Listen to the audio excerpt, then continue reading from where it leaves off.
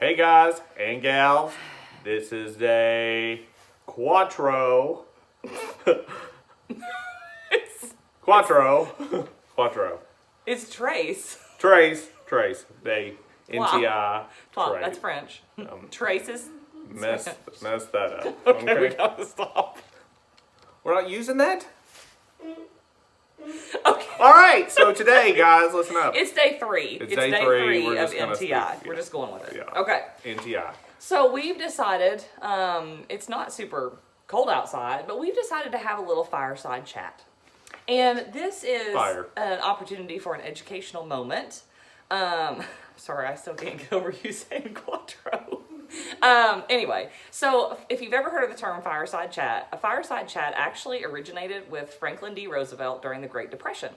And I'm going to read a little line here because it's from this source and it's kind of cool. And it says, fireside chats would connect the White House to ordinary American homes as never before. And that's kind of what we're doing with these videos.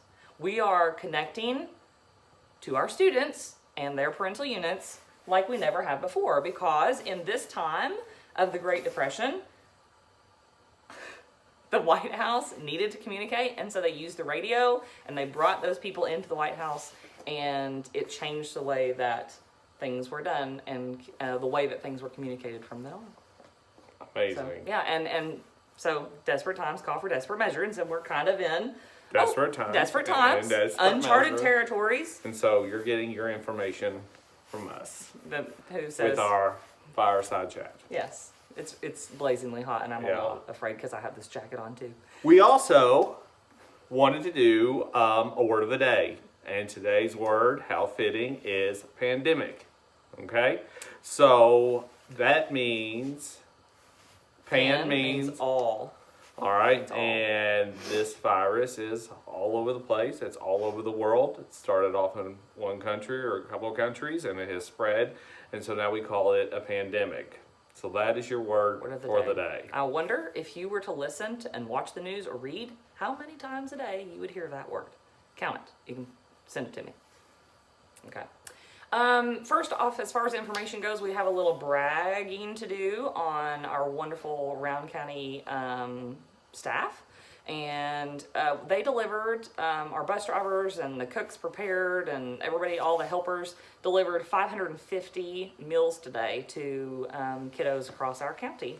It's amazing. It is amazing. And then our cooks at the elementary schools, they prepared and distributed another about 500 hot meals that were picked up. And I picked them up for my kids. And so you may have seen a familiar face today, whether you were visiting a school or whether a bus driver and somebody that was helping them may have come to your door and brought you food. So that hopefully made you feel better as well. And I'd like to give a huge shout out to Mr. Maxey and his staff and central office for being such great leaders, especially at a time like this, and leading the teachers and the students and going about arranging that on such short notice. Notice. Logistically, kiddos, it's tough feeding a group of kids when you know what you're going to feed them in a regular traditional cafeteria. And so these people did some great things. So we are very thankful for them, and we hope that many of you got your little bellies filled.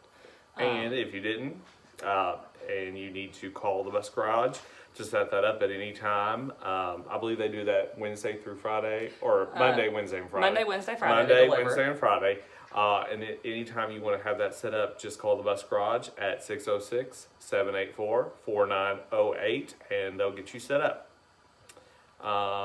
The governor actually gave Round County schools a shout out on his daily press conference because of the meal delivery that we did today, which was totally awesome. I mean, everybody deserves a little. Absolutely. Not me. I wasn't a direct part of it, but we're doing what we need to do to get to have a limited impact on our daily lives and making sure you all get food as well. Yeah. So. Okay, so we have an announcement on the Round County Middle School Facebook page. Miss Joni has announced that they're going to feature a day in the life of NTI. Wow. So, what that means... Great idea.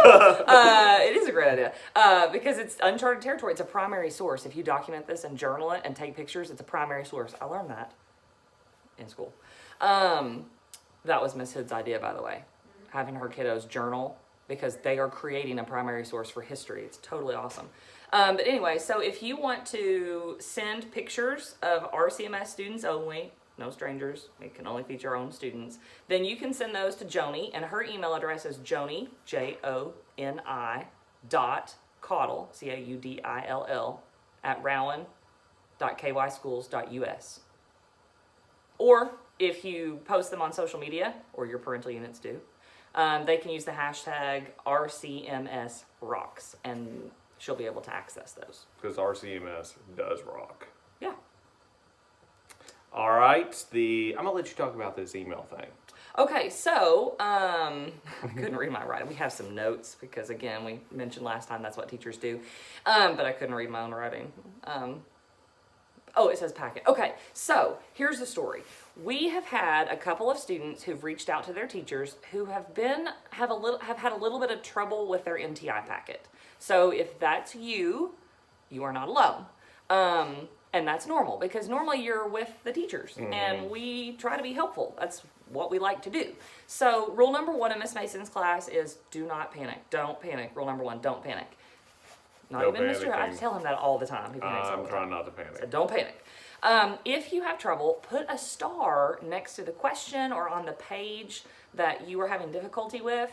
And when your teacher contacts you, because we should be contacting you once or twice a week, as often as we can, maybe more than that until we get on your nerves. Or you can send them an email and let them know what you're having difficulty with, and they will respond to you and help you, okay? So the email, because a lot of our 6th grade students, I've done a horrible job of teaching my 6th grade students how to access their email. They know their email address. My kids do too, but Yes. we don't hardly use them. But you don't log in to actually send emails. And so I spoke to our technology head person at central office, and actually Miss Hood. She was a plethora of information. I love it. And she said that you can go to Round County School District's homepage. Make sure it's Round County, Kentucky, because there's actually a Round County in North Carolina. So if you search for it, don't do that. Don't do We're that. in Kentucky. That's the Bad. state in which we live. Round is the county. Unhelpful. Kentucky is the state. So you go to Round County's homepage, and then you're going to go to helpful links. You're going to look for faculty, staff, student, webmail. Click on that. You will enter your student email address, so first name, period, last name, at stu.rowan.kyschools.us, and then it'll say Outlook. It doesn't say Google, it says Outlook, by the way. That's what you're looking for. And then you use your 10-digit student ID to actually as your password, and then you can send an email to us. And you should know our emails. He's looking at me like I'm crazy. Have you ever sent a student an email? Never. Ever. Now's the time. I haven't either. I had never talked to a student signals. on the phone before. I talked to their signals. parents on the phone, but I'd never talked to a student on the phone That's how I before. talk to my kids. Smoke signals. He's archaic. Fire right here. You'd never believe I was older than But anyway. the other thing about going on the Round County websites, and I was just thinking about this. This is not on our notes, so I'll probably get kicked off the show for it. But lots of your teachers have web pages at the middle school, and lots of them I know have lots of different links and those types of things I use Google Classroom. that you can get on there. Now there are lots of teachers that use Google Classroom, but some of them use their web page, and there's all sorts of different information on there. Yes, I posted a link on Google Classroom, an assignment today, actually about Fireside Chats, and you too could read this article. And have your own pretend Fireside Chat. You no, could have no real fire. no. You could have a fireside chat with your family, just about what's happening, how you feel about things, that kind of stuff. Okay, you gonna go with that one? Okay. Also, so we were thinking about things you can be doing when you're not doing your packet, because there's enough information for things for you to do on your packet every day. But it's going to leave a lot of free time still. So one of the things I've been seeing a lot of people post about are virtual field trips.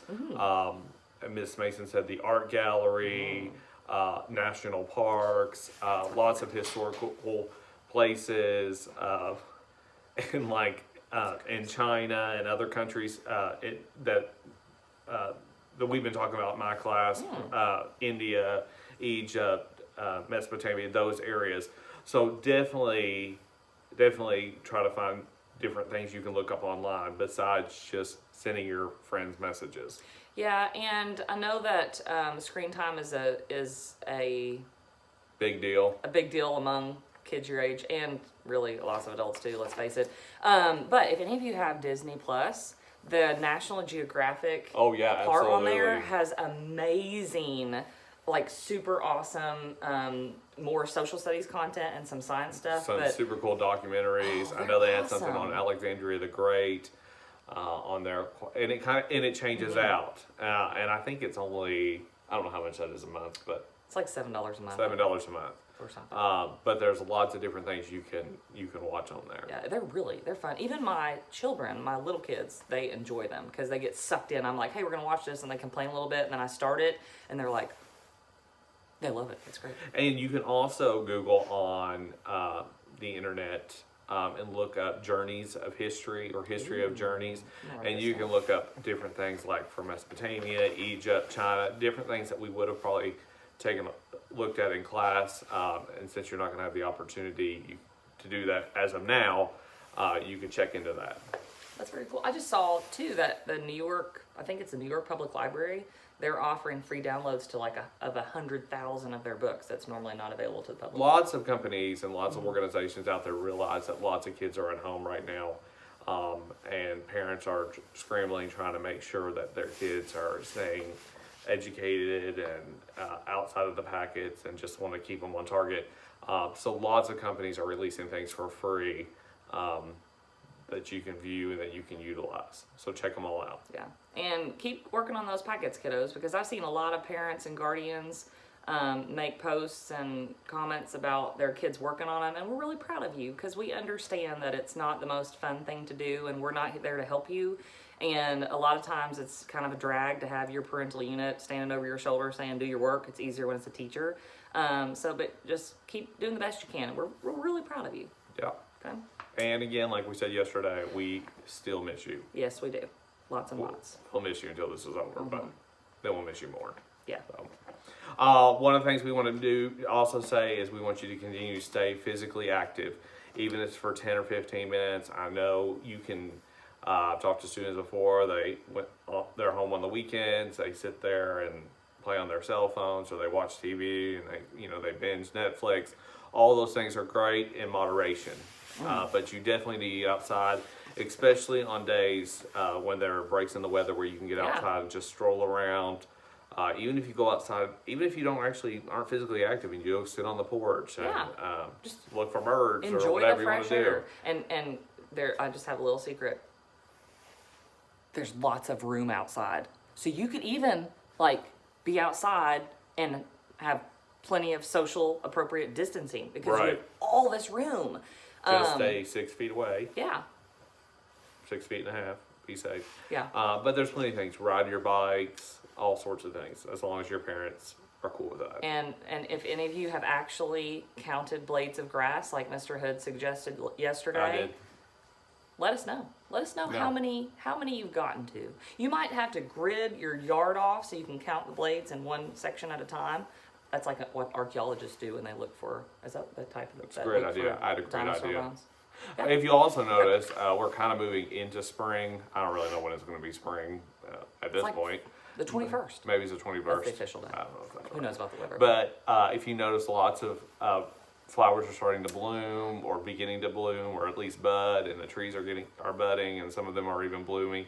So things are outside changing. So listen, just stay focused. Focus on your packet. Stay physically active, and keep in touch with your teachers if you need anything at all. Okay. Yep.